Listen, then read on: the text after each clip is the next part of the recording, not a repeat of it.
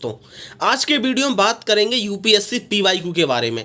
UPSC के आपको पता है, यदि आप लोग यूपीएससी की तैयारी कर रहे हो तो हमारे लिए कितना महत्वपूर्ण होता है कि यूपीएससी के प्रीलिम्स के पीवाईक्यू कैसे हैं, मतलब कैसे क्वेश्चन पेपर आते हैं प्रीलिम्स में और मेंस में। तो इस पीवाईक्यू के लिए खास तौर पर हम लोग प्रीलिम्स के लिए अलग बुक्स खरीदते हैं और मेंस के लिए अलग करते हैं। लेकिन हालांकि हम लोग प्रीलिम्स के लिए बुक्स खरीदेंगे उसमें भी आपको मेंस के क्वेश्चन पेपर मिल जाएंगे। तो ऐसी कौन सी बुक्स है जो हमारे लिए सबसे बेस्ट हो यूपीएससी के, मतलब उसके नज़रिए से, उसमें अच्छे तरीके से पीवाईक्यू दिए गए हों, उनका सॉल्यूशन भी दिया गया हो, और इसके अलावा जो भी आंसर रहता है उसके अलावा जो भी और ऑप्शन रहते हैं उनके बारे में भी जानकारी दी गई हो। क्योंकि हमेशा में हमने ये देखा है कि यूपीएससी डायरेक्ट मतलब पीवाईक्यू नहीं पूछेगा, लेकिन जो क्वेश्चन पूछा गया है उसमें जो ऑप्शन थे उस ऑप्शन से रिलेटेड क्वेश्चन पूछ लेता है अगले सालों में। तो हमें ये देखना है कि जो यूपीएससी मतलब कि जो हमारे पास पीवाईक्यू कौन सी अच्छी बुक्स होनी चाहिए या फिर कौन सी बुक्स लें जिससे हमारे पीवाईक्यू कंप्लीट हो जाएं। तो हम लोगों ने एक बुक्स आपने देखा होगा, आपने नाम सुना होगा, दिशा पब्लिकेशन का। ठीक है, इसमें कम से कम 27-28 सालों का, मतलब इसमें 1995 से लेके अभी तक, ठीक है, अब 2023 का पेपर हुआ है तो अभी नया अपडेट आएगा ना, तो उसमें 2023 के पेपर के पीवाईक्यू भी उसमें इंक्लूड हो जाएंगे। तो उसमें कम से कम 27-28 सालों के उसमें पीवाईक्यू दिए गए हैं और सीसेट के भी दिए गए हैं। और प्रीलिम्स हमको पता है कि 2 पेपर होते हैं, पेपर 1 होता है जीएस का और दूसरा भी होता है अपना सीसेट का। तो दोनों पेपर के पीवाईक्यू, और इसमें सबसे अच्छी खास बात क्या है, ऐसा नहीं है कि पेपर दे दिया भाई लो 1995 का ही पेपर है, 100 क्वेश्चन है, इसके अलावा 2001 का पेपर है, ऐसा नहीं है। ईयर वाइज नहीं दिए गए हैं। यहाँ पेपर जो दिया गया है, यहाँ पर जो पीवाईक्यू है वो है सब्जेक्ट वाइज। ठीक है, कि भाई आपको पता है कि हम लोग जो पेपर 1 है प्रीलिम्स में, हम लोग उसमें हिस्ट्री पढ़ते हैं, आपको पता है, ठीक है, उसमें हम लोग हिस्ट्री पढ़ते हैं। इसके अलावा हम लोग ज्योग्राफी हो गया, पॉलिटिक कॉन्स्टिट्यूशन हो गया, अर्थव्यवस्था हो गया, साइंस टेक्नोलॉजी हो गया, जनरल साइंस हो गया, ठीक है, इसके अलावा इकोलॉजी इन्वायरमेंट हो गया, वो भी आता है। तो ये सारे सब्जेक्ट रहते हैं, एग्रीकल्चर भी आता है, ज्योग्राफी आता है। तो ये सारे सब्जेक्ट हमें GS1 में पढ़ने होते हैं। तो इसमें क्या किया गया है, जो पीवाईक्यू हैं इन लोगों ने उसको सब्जेक्ट वाइज डिवाइड कर दिया है कि भाई जैसे कि हिस्ट्री के पीवाईक्यू होंगे तो उनने सब्जेक्ट लिखा, हिस्ट्री का नाम लिखा, और हिस्ट्री के जितने पीवाईक्यू आए हुए हैं अभी तक 1995 से लेकर, वो पूरे मतलब उनको डिवाइड कर, मतलब उसमें एक साथ लिख दिया गया। ठीक है, 1995 से लेकर 2022 तक या 23 तक जो भी आपके पीवाईक्यू आए हुए हैं, क्वेश्चन आए हुए हैं, कहाँ से, हिस्ट्री से, तो हिस्ट्री के सेक्शन में लिख दिया है। ऐसा ही उनने ज्योग्राफी का बनाया है, ऐसा ही उनने पॉलिटिकल साइंस का, मतलब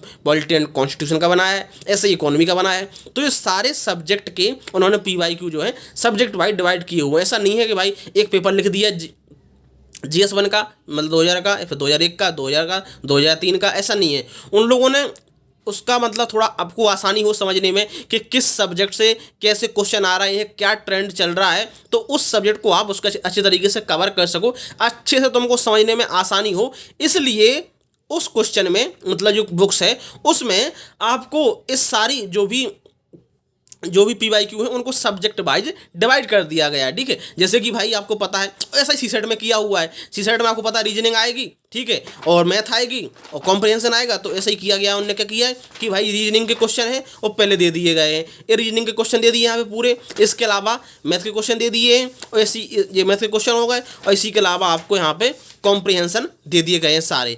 तो 1905 जब से कॉम्प्रिहेंशन स्टार्ट हुआ था 2001 से, तब से लेकर अभी तक जो भी कॉम्प्रिहेंशन आए हुए हैं वो सारे आपको बताए हुए हैं। अब आपको यहाँ पे आसानी समझने में भी ये भी होती है, जैसे कि मान लो आपने सोचा कि हमें ये चेक करना है कि भाई 2022 में या 2020 में GS1 में किस सब्जेक्ट से कितने क्वेश्चन आए हुए थे। तो हमें कुछ नहीं करना है, आपको क्या करना है, सबसे पहले हिस्ट्री क्वेश्चन निकाल लें, हिस्ट्री क्वेश्चन निकाल लें, और उसमें सबसे एंड में आना है आपको, और उसमें से आपको 1995 के जो भी आपके 2022 के क्वेश्चन थे उसमें से आपको देखना है कितने क्वेश्चन आए हुए 2022 में। ऐसे ही आपको ज्योग्राफी में देखना है, तो आपको पूरा अंदाजा लग जाएगा भाई कि किस सब्जेक्ट से कितने क्वेश्चन आए हुए हैं 2022 में। आप उसको अपनी कॉपी में लिख लोगे, और आपने चूंकि पीवाईक्यू लगा लिए तो आपको तो ये तो पता ही है कि इस सब्जेक्ट के अंदर इस सेक्शन से क्वेश्चन ज़्यादा पूछे जा रहे हैं, इस टॉपिक से क्वेश्चन पूछे जा रहे हैं, और इस सब्जेक्ट में टोटल पेपर में इतने क्वेश्चन आ रहे हैं, या फिर 10 क्वेश्चन आ रहे हैं, 15 क्वेश्चन आ रहे हैं, तो वो भी आपको मोटा मोटा अंदाजा हो जाएगा। तो ये क्या हुआ, आपको आसानी होगी पेपर को एनालिसिस करने में, ठीक है, समझने में, ठीक है, क्योंकि यहाँ पे पूरे क्वेश्चन को सब्जेक्ट वाइज डिवाइड कर दिया गया है। अब जैसे आपको पता है कि टोटल हम सब्जेक्ट जो पढ़ते हैं प्रीलिम्स के लिए वो इतने सारे पढ़ते हैं कि भाई भारत का इतिहास हो गया, भूगोल हो गया, राज्य व्यवस्था हो गई, ठीक है, आर्थिक सामाजिक विकास मतलब इकोनॉमी हो गया, इसके अलावा सामान्य विज्ञान है, परिस्थितिकी मतलब वही हम लोग जनरल साइंस की बात कर रहे हैं, इसमें आपको जनरल साइंस में केमिस्ट्री, फिजिक्स, बायोलॉजी होगा, और जो एनवायरमेंट टेक्नोलॉजी की बात कर रहे हैं उसमें पारिस्थितिकी हो गया, जैव विविधता हो गई, जलवायु परिवर्तन हो गया, और साइंस एंड टेक्नोलॉजी का विज्ञान प्रौद्योगिकी। तो ये सारे जो क्वेश्चन हैं आपको पीवाईक्यू में मतलब उसमें आपके जो पेपर होता है प्रीलिम्स पेपर 1 में देखने को मिलते हैं। इसके अलावा आपको थोड़ा सामान्य ज्ञान देखने को मिल जाता है उसमें करंट में है ना, सिलेबस में क्या लिखा गया है कि वह अंतर्राष्ट्रीय और राष्ट्रीय इस जो भी घटना करंट की हैं वो इसमें आ सकती हैं, ठीक है, इवेंट होगा इंपॉर्टेंट वो आ सकते हैं। तो ये सारे आपको करंट घटना है, तो जो करंट से रिलेटेड जो भी क्वेश्चन आए हुए हैं प्रीवियस ईयर में वो भी यहाँ पे दिए हुए हैं। साथ में सामान्य ज्ञान जो जीके संबंधित क्वेश्चन आए हुए हैं वो भी इसमें दिए हुए हैं। और साथ में आपको पता है कि जैसे कि सी सेट पेपर होता है जीएस मतलब प्रीलिम्स में, तो उसके पीवाईक्यू दिए हुए हैं, मैथ के दिए हुए हैं, कॉम्प्रिहेंशन दिया हुआ है और रीजनिंग दी हुई है। तो इस चैप्टर में जो अलग से इन्होंने यूनिट बनाई हुई है, यूनिट का इसका नाम है एफ, ठीक है। तो इस तरीके से अब इस वक्त में एक खासियत और भी है कि इसमें आपको मतलब यूपीएससी मेंस के, ठीक है, मतलब यूपीएससी मेंस जो जीएस है उसके पेपर भी आपको आसानी से मिल जाएंगे, ठीक है।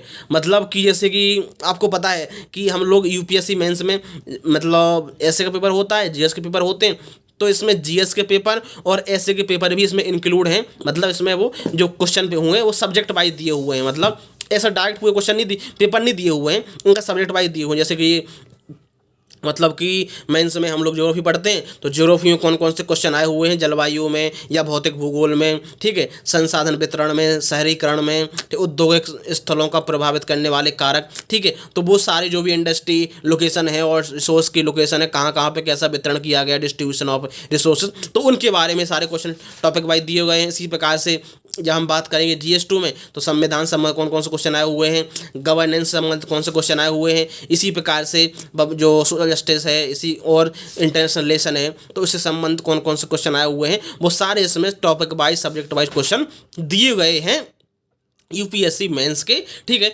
यूपीएससी मेंस जीएस के, और साथ में ऐसे के पेपर भी दिए हुए हैं। अब चूंकि ऑप्शनल सबका अलग अलग होता है तो ऑप्शनल के कितने दें, इसलिए आप लोग जो भी इसका ऑप्शनल है तो ऑप्शनल के लिए वो अलग से अपनी बुक्स खरीद सकता है, ठीक है। लेकिन जीएस तो कॉमन होता है ना, तो इसलिए जीएस के और ऐसे के इसमें पेपर दिए गए हैं। हम थोड़ा प्रीलिम्स के पेपरों को समझते हैं आसानी से कैसे इसमें दिया गया, थोड़ा एग्जाम्पल के थ्रू या थोड़ा अच्छे तरीके से हम समझेंगे, ठीक है।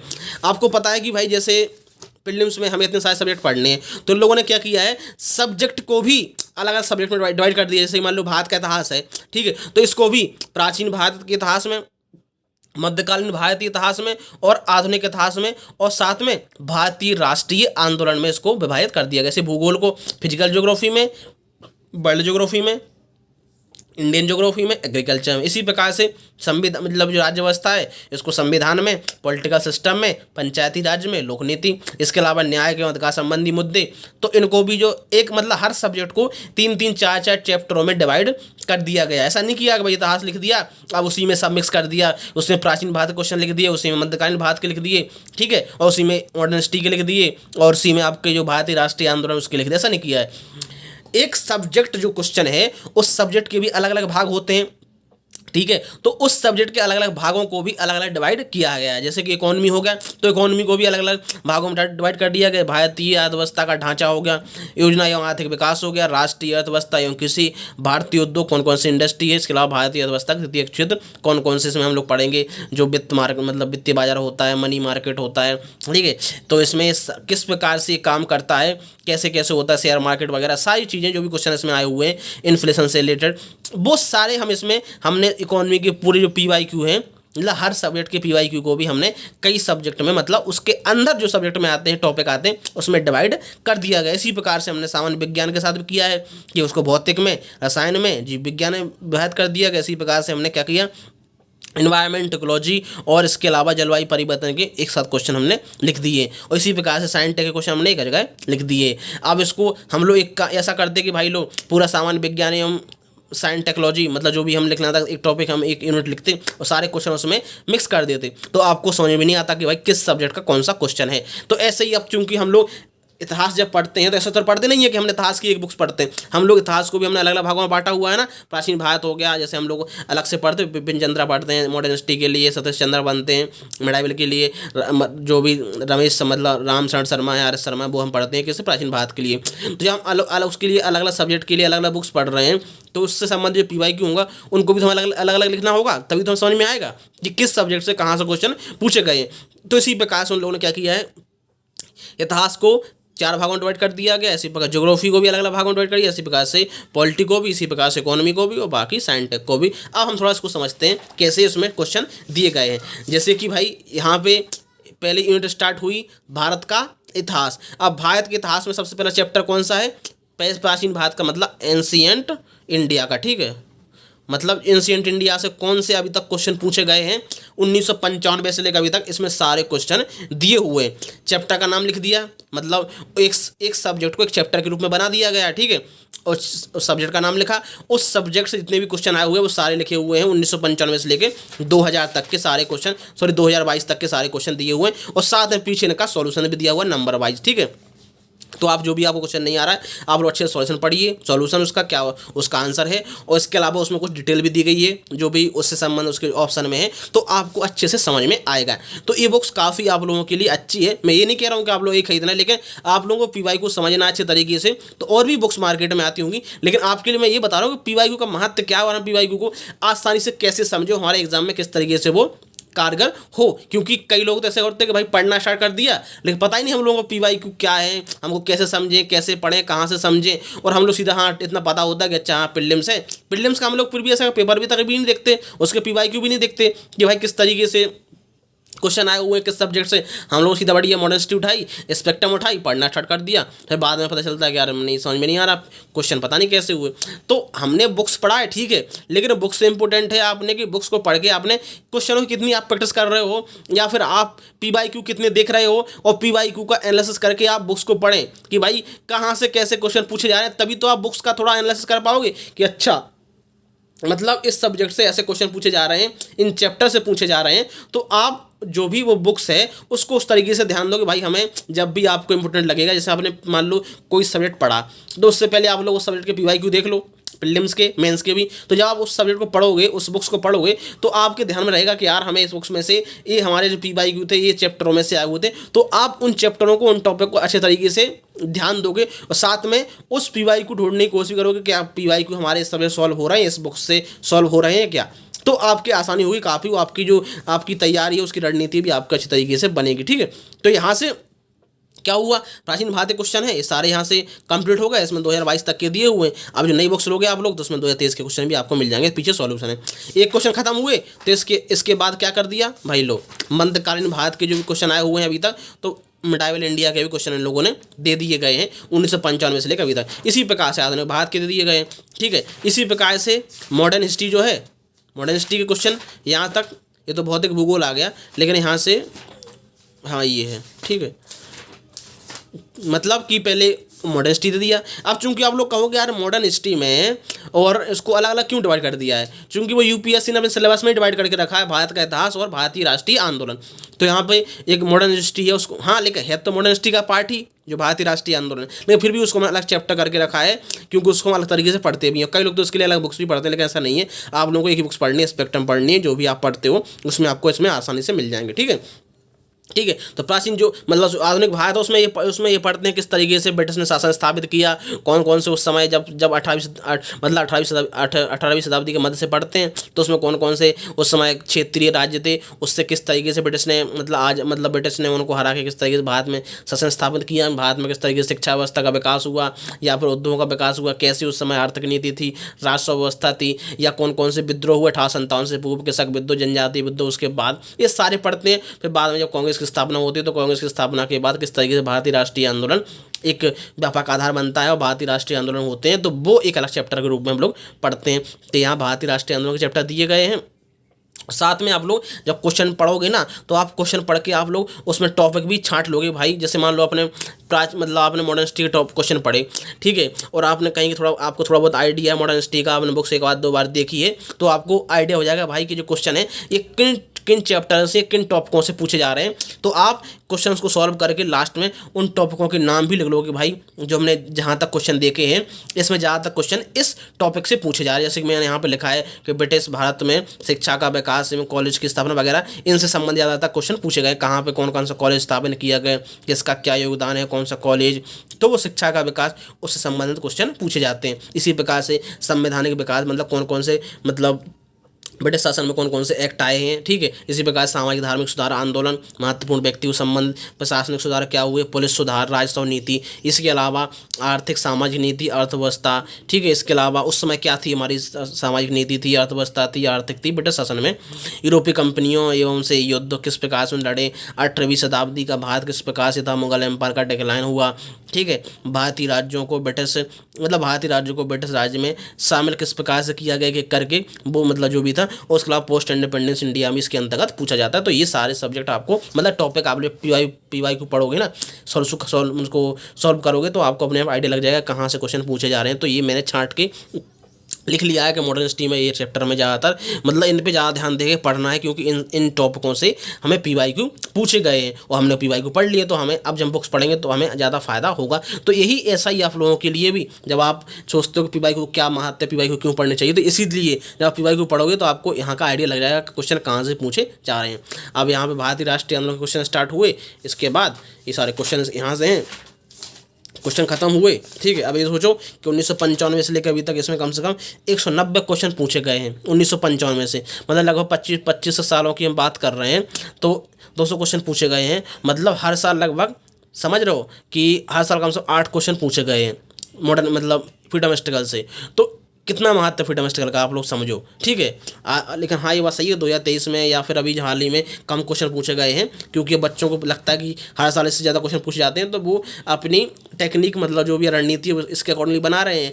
थोड़ा यूपीएससी में खेल रहा है बच्चों के साथ, तो इस तरीके से। लेकिन हाँ आप लोगों को ये तो पता है कि भाई यहाँ से पूछे जा रहे हैं, अब यूपीएससी कुछ बदल तो सिलेबस तो बदल नहीं रहा है, सिलेबस बदल देगा तो अब देखा जाएगा, तो अभी तो कुछ है नहीं, ठीक है। इसी प्रकार से अब यहाँ से स्टार्ट हो गए फ्रीडम मतलब भौतिक भूगोल के क्वेश्चन, ठीक है। भौतिक भूगोल में आपको पता है जियोमॉर्फोलॉजी, क्लाइमेटोलॉजी, ओशनग्राफी, सोल ज्योग्राफी आप लोग पढ़ते हो, वो स्थलमंडल, जलमंडल, वायुमंडल के बारे में और भू आकृतिक विज्ञान के बारे में ये पढ़ते हो। तो इसके क्वेश्चन दिए गए हैं, इसमें क्या क्वेश्चन पूरे दिए गए हैं और इन क्वेश्चन का सॉल्यूशन दिया गया है इसके लास्ट में, ये सॉल्यूशन है, ठीक है। इसके अलावा यहाँ पे स्टार्ट होते हैं इंडियन ज्योग्राफी के क्वेश्चन, सॉरी वर्ल्ड ज्योग्राफी के। अब वर्ल्ड ज्योग्राफी कहाँ पे कौन सी लोकेशन है, कौन सी नदी, कौन सा क्षेत्र संबंध क्वेश्चन पूछे जाते हैं, कौन सा पठार है, पर्वत पठार, कौन सा ऊंचा माउंटेन है, नदी के बारे में, कुछ इंडस्ट्री के बारे में, ठीक है। तो वर्ल्ड ज्योग्राफी संबंधित वर्ल्ड मैप, इसलिए इसके लिए आप लोगों को वर्ल्ड मैप अच्छे से आना चाहिए। यहाँ वर्ल्ड ज्योग्राफी की पूरा सॉल्यूशन दिया गया है। इसके अलावा ठीक है भारत का भूगोल है, भारत के भूगोल में पूरे क्वेश्चन दिए गए हैं कि हम भाई भारत के भूगोल में क्या क्या हमें पढ़ना, कौन कौन से क्वेश्चन आते हैं। तो जब भारत के भूगोल के पीवाई को लगाओगे तो आपको तो अंदाज़ा होगा कि अरे मतलब कि भारत का जो भूगोल है वो किस तरीके से हमें पढ़ना है और भारत के भूगोल में कौन कौन से टॉपिक ऐसे इंपॉर्टेंट है, तो आपको पता चलेगा, ठीक है। जब ये लगाओगे आपको अंदाज़ा होगा। मैंने कुछ क्वेश्चन लगाए हुए हैं इसके और साथ में इसके आपको पीछे सॉल्यूशन दिया हुआ है, तो यहाँ से आप लोग देख सकते हो। इसके अलावा इसका चौथा पार्ट है एग्रीकल्चर की, मतलब कि भाई भारत में या फिर कौन सी ऐसी एग्रीकल्चर कोई मतलब किसी से रिलेटेड यहाँ पर क्वेश्चन पूछा जाएगा कि भारत में कौन सी मतलब कौन सी फसल इंपॉर्टेंट है, यहाँ पे कहाँ पे किस क्षेत्र में होती है, या फिर वर्ल्ड लेवल पे कौन सी इंपॉर्टेंट फसल है, मतलब प्रमुख रूप से वो यहाँ पे क्वेश्चन पूछे जाए। कहाँ से हम लोगों ने कोई एक्सपोर्ट किया है, आयात किया है, तो यहाँ पे एग्रीकल्चर क्वेश्चन होंगे। आपको पीवाई को लगाओगे तो आपको थोड़ा आइडिया होगा पूरा कहाँ से मतलब एग्रीकल्चर से कैसे क्वेश्चन पूछे जा रहे हैं ज्योग्राफी में। इसके बाद आपका स्टार्ट होगा पॉलिटी का। तो पॉलिटी में आपको पॉलिटी को 3-4 चैप्टरों में डिवाइड किया गया। पहला क्या है संविधान में, तो संविधान से जो भी क्वेश्चन आए हुए हैं अभी तक पूरे 1995 से लेकर वो यहाँ पे लिखे गए, इनका सॉल्यूशन है। इसके अलावा ये जो क्वेश्चन है ये क्वेश्चन है कहाँ से, राजनीतिक तंत्र से, मतलब पूरी यहाँ पे चुनाव व्यवस्था के बारे में होगा, कैसे मतलब किस तरीके से होता है, इसमें पूरे लोकसभा, राज्यसभा, पार्लियामेंट वगैरह सब जो भी क्वेश्चन है भारतीय इंडियन पार्लियामेंट, इसके बारे में क्वेश्चन होगा, किस प्रकार से लोग चुन के आते हैं। तो ये सारे अपन जब लगाओगे तो आप थोड़ा मोटा मोटा आपको आइडिया होगा। तो इसलिए मैं बोल रहा हूँ कि आप लोग यदि तैयारी कर रहे हो तो आप लोगों के लिए जो PYQ की जो बुक्स है या फिर आपके पास जो भी PYQ के प्रीवियस ईयर पेपर है वो भी आपके पास होने चाहिए, आसानी होती है। लेकिन इसमें क्या आपका सॉल्यूशन भी है, इसके अलावा और भी थोड़ी जानकारी भी दी हुई है और यहाँ पे PYQ को सब्जेक्ट वाइज डिवाइड किया गया। लेकिन जब आप कोई जैसे आप प्रीवियस या जो पेपर हैं, ठीक है, आपके आप जब वो लोगे तो उसका कंपैरिजन लोगे। मान लो आपने लिया 2010 से लेकर 2022 तक के जो प्रीवियस ईयर पेपर हैं, प्रीलिम्स का, GS1 का या CSET का, वैसे पूरे पेपर दिए होंगे तो उसमें क्या होगा, कंपैरिजन होगा पेपर का। उसमें क्वेश्चन को सब्जेक्ट वाइज डिवाइड नहीं किए होंगे, आपको खुद ही पेपर को उसमें देखना पड़ेगा कौन सब्जेक्ट का, कौन सा क्वेश्चन किस सब्जेक्ट का है। फिर एक पेपर आप जब सॉल्व करोगे, ठीक है, तो उसको आंसर की देखनी होगी साथ में। लेकिन आपको कुछ और भी डिटेल चाहिए तो आपको यहाँ से बुक से ही मिलेगी जो भी आपके ऑप्शन से रिलेटेड है, ठीक है। तो आपको वहाँ से एक तो दिक्कत होगी कि किस सब्जेक्ट से कौन सा क्वेश्चन आया हुआ है, इसके अलावा किस सब्जेक्ट में कितने क्वेश्चन आए हुए हैं आपको वो भी देखना पड़ेगा। तो वो भी एक अच्छी बात है, ठीक है, देखोगे, ठीक है। लेकिन यहाँ आपको पूरी चीज़ मिल रही है और साथ में सोल्यूशन मिल रहा है तो आपको एक आसानी होती है बना। हाँ, आप लोग वो भी लीजिए, इसमें से PYQ लगाइए, इनका सोल्यूशन देखिए, ठीक है। उसके बाद एक फीलिंग लेने के लिए जिस प्रकार से रियल में पेपर होता है तो जो प्रीवियस ईयर के पेपर हैं उनके प्रिंट आउट निकलवा लीजिए, ठीक है, प्रीलिम्स के, या फिर मार्केट में आपको मिल जाएंगे आसानी से जो कंपाइलेशन है प्रीवियस ईयर पेपर का 2000 से, जब जहाँ से आपको खरीदना है। मेरे हिसाब से आप लोग 2011-12 से खरीदिए, 12-13 से, और 2022 तक के, मतलब पिछले 10 सालों के, ठीक है। और फिर उन पेपर को एक करके सॉल्व कीजिए। 2010 का पेपर सॉल्व कीजिए, 2011 का कीजिए, 2012 का कीजिए। इस प्रकार से आप 2022 तक के सारे पेपर सॉल्व कीजिए। उससे पहले आप लोग इसमें से PYQ लगा लो, तो जब आप वहाँ पे सॉल्व करोगे तो आप थोड़ा आपकी जो मेमोरी है वो भी टेस्ट होगी कि हमने यहाँ मैंने पढ़ा तो था, इसका PYQ सॉल्व तो किया था, इसका क्या आंसर है। तो आप लोग लगाओगे तो आपको अच्छा होगा। तो वहाँ से भी आप लोग लगा सकते हो, ये भी आप लोगों के लिए काफ़ी इंपॉर्टेंट है। मैं ये नहीं करूँगा आप लोग ये बुक्स खरीदो, ठीक है, ना मैं कोई यहाँ पर ऐड कर रहा हूँ ना कुछ मतलब है, मैं क्या बता रहा हूँ कि ये बुक्स काफ़ी इंपॉर्टेंट है। लेकिन और भी पब्लिकेशन की बुक्स आती हैं, दृष्टि की भी आती है और अरिहंत की भी आती है, ये दशा पब्लिकेशन की है। तो ये मैं चूंकि मैंने ली थी तो इसलिए मुझे और भी बुक्स होंगी वो भी अच्छी होंगी। उसमें भी ज़्यादातर जितनी भी बुक्स आती हैं PYQ की, जिसमें UPSC की PYQ दिए रहते हैं, प्रीलिम्स के, CSET के, वो ज़्यादातर सब्जेक्ट वाइज ही PYQ दिए रहते हैं। प्रीलिम्स में टोटल जितने सब्जेक्ट हैं तो उन सारे सब्जेक्टों में टोटल PYQ को डिवाइड किया गया है कि भाई ये सब्जेक्ट हैं, और 1995 से लेकर 1990 से लेकर सारे PYQ उस सब्जेक्ट के अंदर जो भी आए हुए हैं वो दिए गए हैं। इसी प्रकार CSET में रीजनिंग के अंदर कौन कौन से आए हुए हैं, मैथ के अंदर कौन कौन से आए हुए हैं वो सारे दिए हुए हैं। इसी प्रकार से, और इसमें सबसे बड़ी बात क्या है, इसमें सबसे अच्छी बात ये है कि इसमें PYQ दिए हुए हैं प्रीलिम्स के, CSET के, साथ में इसमें कंप्लीट आपके मेंस GS के भी दिए गए हैं और SA के भी दिए गए हैं जो मेंस में PYQ आए हुए हैं। तो इस तरीके से आपको काफ़ी आसानी हो रही है, मतलब एक बुक्स में काफ़ी चीज़ें आपको मिल जाती हैं। हाँ, ये सही बात है कि मेंस का सॉल्यूशन नहीं है, तो आप मेंस पेपर का जो भी मेंस के जो प्रीवियस ईयर पेपर हैं तो उनका सॉल्व अलग से खरीद सकते हो, वो भी आपको जैसा पब्लिकेशन का मिल जाएगा। या और भी लोगों ने, मतलब और भी जो पब्लिकेशन है या दृष्टि IAS है, बहुत सारी कोचिंगों ने भी अपने अपने मॉडल आंसर जो है बनाए हुए हैं, मतलब जो यूपीएससी मेंस के जो PYQ हैं या फिर उनके जो प्रीवियस ईयर पेपर है उनको सॉल्व किया गया है, उसके लिए अलग से बुक्स बनाई हुई है मेंस सॉल्व पेपर की, ठीक है। तो इस तरीके से आप लोग वो भी खरीद सकते हो, काफ़ी आपको फायदा होगा। लेकिन मेंस से अच्छा है कि आप लोग केवल PYQ पढ़ो, मतलब प्रीलिम्स के। मेंस का जो है आप लोग क्या करो कि मेंस के आप लोग जो पेपर हैं, प्रीवियस ईयर पेपर हैं, उनकी प्रिंट आउट ले लो पेपर के, और फिर आप जो भी आपने पढ़ा हुआ है सब्जेक्ट, उस सब्जेक्ट का फिर उसके जो PYQ सब्जेक्ट वाइज लगाइए और उसके क्योंकि जब आप PYQ पढ़ लोगे, आप लोग क्वेश्चन को देख लोगे किस तरीके से क्वेश्चन आया हुआ है, जब आप प्रीलिम्स के लिए पढ़ते हो तो काफ़ी आप लोगों को नॉलेज हो जाता है। फिर आपको इतना होता है कि हम लिखना आंसर कैसा है, ठीक है। तो क्या है, आप लोगों ने पूरा PYQ जो भी आपके PYQ है, मतलब मेंस GS के, तो वो आप लोग उसके प्रिंट आउट निकलवाइए। फिर आप देखिए कि आपको उसमें से पहले तो आप पूरे पढ़ लीजिए जो भी क्वेश्चन आए हुए, तो आपको मोटा अंदाजा हो जाएगा कि मेंस में किस प्रकार से GS में क्वेश्चन पूछे जा रहे हैं, ऑप्शनल में पूछे जा रहे हैं और ऐसे पूछे जा रहे हैं। फिर आप उनको सॉल्व करने की कोशिश कीजिएगा, सब्जेक्ट वाइज कीजिए कि भाई चलो ठीक है, हिस्ट्री का देखा, हिस्ट्री क्वेश्चन अलग कर लिए कि इसमें से हिस्ट्री क्वेश्चन ये आए हुए हैं, ये वाले ज्योग्राफी के हैं, ये इंडियन सोसाइटी के हैं, ठीक है। तो उन सारे क्वेश्चनों को अलग डिवाइड करिए, ठीक है। आपने GS का पेपर निकाला, उसमें से आर्ट एंड कल्चर क्वेश्चन अलग लिख लिए, फिर उनको सॉल्व करिएगा, ठीक है। जो और सबसे बड़ी बात है क्या है, जो आपका सिलेबस है UPSC मेंस का, उससे आप लोग मिलाइए कि सारे आपको PYQ जो होंगे आपके सिलेबस से ही मतलब मिलेंगे। तो आपके सारे सिलेबस कंप्लीट करने के लिए आपके पास नोट्स तो होंगे हर सब्जेक्ट के, आपने जो मतलब स्टैंडर्ड बुक्स पढ़ी हुई हैं या फिर कोचिंग ज्वाइन की तो कोचिंग के नोट्स होंगे। वरना आपको क्या करना है, जो भी मेंस का सिलेबस है हर टॉपिक को लेके आपको नोट्स बनाने हैं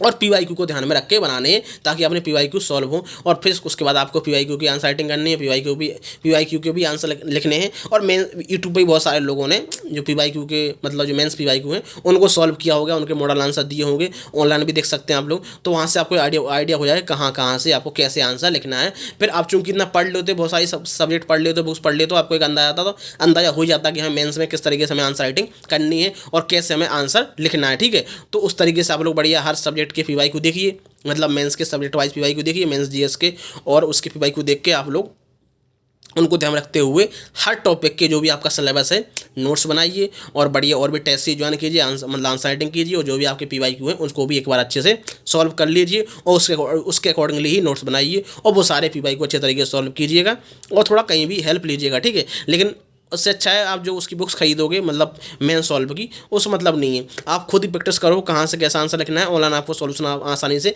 मिल जाएंगे। प्रीलिम्स में क्या होता है कि बहुत सारे सब्जेक्ट है, मतलब बहुत सारे इसमें क्वेश्चन रहते हैं, हर 100 क्वेश्चन आते हैं सीधे पेपर में, तो कहीं ना कहीं एक वो रहता है। ठीक है, तो इस तरीके से आप लोगों को करना है और बढ़िया अच्छे तैयारी करिएगा। बढ़िया मेंस के लिए भी आप लोग खरीदना चाहो तो खरीद लो, उसमें कोई दिक्कत नहीं है, लेकिन कोई पढ़ नहीं पाओगे क्योंकि वो ऐसा 2 कॉपी आंसर होगी नहीं, आंसर लिखना आपको खुद ही। ठीक है, क्योंकि ये क्वेश्चन रहते हैं भाई ऑप्शन है इसमें कौन सा सही है क्या सही है, तो उसके लिए ज़रूरी रहता है। ठीक है, और प्रीलिम्स में कुछ ही पूछ लेता है, और जो आपका मेंस है वो तो मेंस का जो भी क्वेश्चन पेपर होगा आप देखेगा, मतलब खुद डाउनलोडिंग करके फिर BSA पेपर, तो पूरे 2 कॉपी आपके सिलेबस से ही पूछा गया है, जो भी सिलेबस में टॉपिक है। तो आपके हर टॉपिक के आपके पास नोट्स तो हैं ही, जो भी आपने पढ़ा हुआ है, बुक्स हैं, उनके सारे नोट्स आपको मिल जाएंगे।